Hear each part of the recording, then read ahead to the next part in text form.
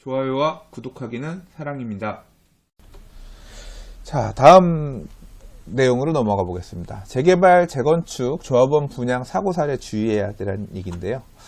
자, 이 2019년에는 아마 수도권 재개발 투자에 대한 관심이 높아질 겁니다. 왜냐하면 서울은 진짜 많이 올라서요. 초기 투자 금액들이 너무 큽니다. 뭔가 해보고 싶어도 못 움직이는 그런 분들이 많아요. 너무 비싸서. 수도권 재개발구역 같은 경우 상대적으로 좀 덜 올랐기 때문에 아직까지는, 그래서 기웃기웃 보고 계신 분들이 많습니다. 그리고 지난 텀에 2, 3년 전에 서울도 많이 올랐지만 수도권 재개발구역들 관심 가지고 보시면서 그쪽에 들어가신 선수들도 많이 있어요. 이런 분들이 이제 뭔가 갈아타거나 또는 이제 규제 지역으로 이런 지역들이 바뀌기 전에 털고 나오려는 수요들도 있습니다. 그래서 이런 물건들도 일부 있거든요. 그리고 수도권 지역은 아직 규제 지역이 아닌 경우들이 많이 있기 때문에 뭐 양도소득세 중과라든가 이런 부분도 배제가 되고 아무래도 자금 유동도 조금 여유 있고 하기 때문에 이쪽을 보고 계신 분들이 많이 계세요. 그래서 이쪽으로 많이 움직이려고 하는 것 같은데 그럼 여기를 좀 투자해야 되느냐? 뭐 투자해도 되고 안 해도 되겠죠. 근데 이제 저는 주의하셔야 될 점 측면에서 좀 말씀을 드릴게요. 이번 상승장에서 큰 재미를 보지 못했다고 생각하는 후발 투자자들, 지금도 막 공부하시는 분들, 이런 분들 계세요. 재개발 투자 어떻게 공부해야 되나, 나도 좀 벌어야지. 남들 돈 번 걸 보면 뭔가 벌어야 될 타이밍에 나는 뭔가 아무것도 못한 것 같고, 나도 뭔가 공부하면 사보고 싶고 그러잖아요. 이런 분들이 청약이나 이런 걸로는 어려우니까 수도권 지역의 재개발 시장으로 많이 움직이려고 할 것 같은데요. 자, 이게 이제 이상우 의원의 페이스북, 이상우 의원 페이스북 보시면 좋은 거 많습니다. 보시면 이제 아파트 이 가격 흐름들, KB은행 전국 주택 가격 변동해서 지금 봤는데 보면 서울이 집값이 빠졌다라고 얘기하지만, 아파트가 빠졌다고 얘기하지만 보시는 것처럼 따로 놉니다. 인천 같은 경우도 빨간색이죠.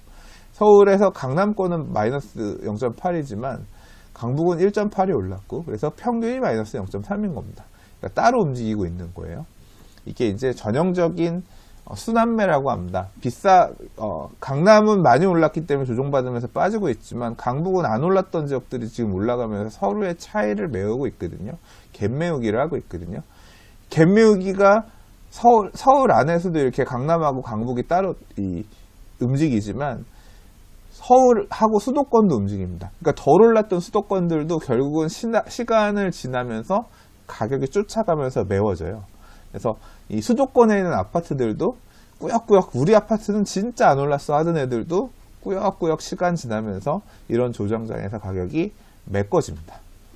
그래서 이런 갭 메우기 현상이 수도권을 확대되면서 지속적으로 기존 아파트들 또는 수도권의 신규 아파트들 가격들이 조금씩 갭 메우기라면서 올라가게 되면 그 올라간 가격을 딛고 그 옆에 있는 재개발 구역들도 주변에 아파트가 3억 하던 게 4억이 됐네. 그러면 재개발 물건도 3억 기준으로 물건 평가를 하던 게 4억 기준으로 평가하면서 유인이 생깁니다. 그러면 사람들이 그쪽으로 가는 거죠. 그러면 그렇게 해서 이제 투자를 통해서 이득을 볼 수도 있지만, 문제는 뭐냐면 이렇게 가격이 오르고 불안해지기 시작하면 규제는 항상 따라옵니다.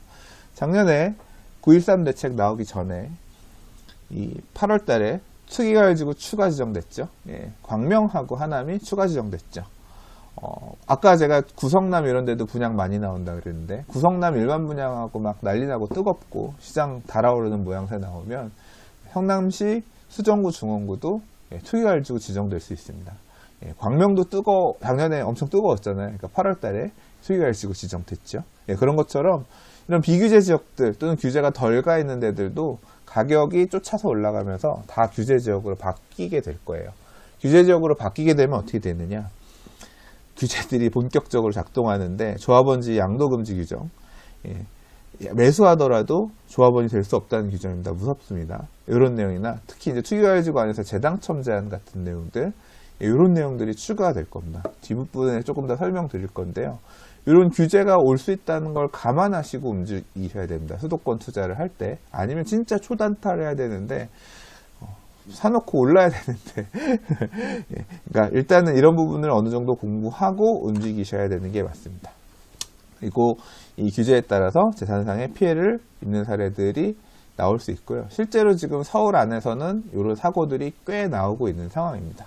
조합원 물건을 샀는데 여러 가지 이유에 따라서 공급 제한 사례들이 나오고 있어요.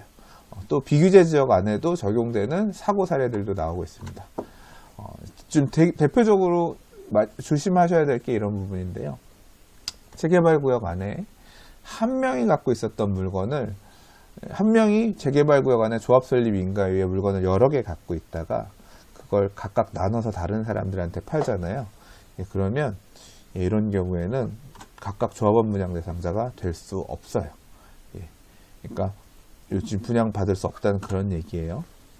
그리고 어떤 경우도 있냐면 조합 설립 인가할 때는 여러 명의 물건이었어요. 그러니까 A하고 B하고 물건을 갖고 있었는데 근데 A가 B의 것을 물건을 샀어요.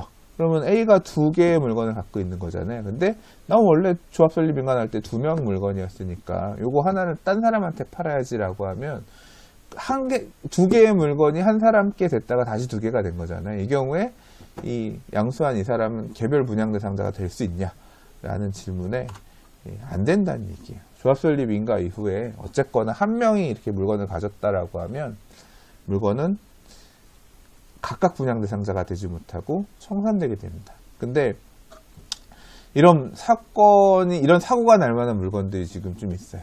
그러니까 이 지난 시절에 하락장, 조정장 안 좋은 시절에 조합원 물건들 재개발이 갈장 갈지도 모르겠고, 그러니까 조합이 흐지부지한 거예요.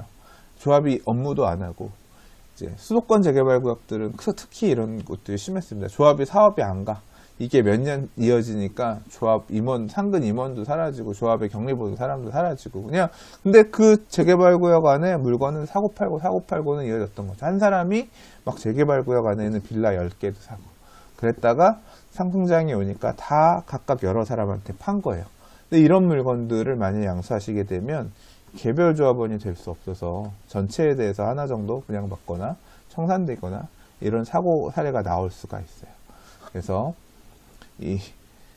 이미 조합 설립 인가가 난 재개발 구역 사업이 좀 지지부진하다가 재추진되는 곳이라고 하면 이 조합원 하자가 있는 물건인지 아닌지 특히 꼼꼼하게 검토해보고 매수를 하셔야 됩니다.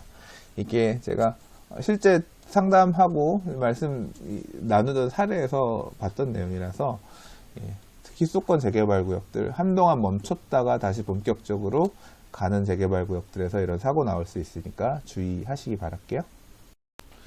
부동산의 재개발 강의 2019년 리뉴얼 버전이 나왔습니다.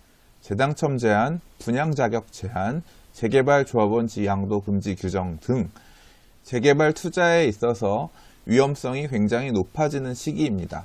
특히 재개발 재추진 구역, 일몰제 등 재개발 투자를 고민할 때 주의하셔야 될 부분들을 중심으로 2019년 강좌를 다시 정리해 보았습니다. 감사합니다.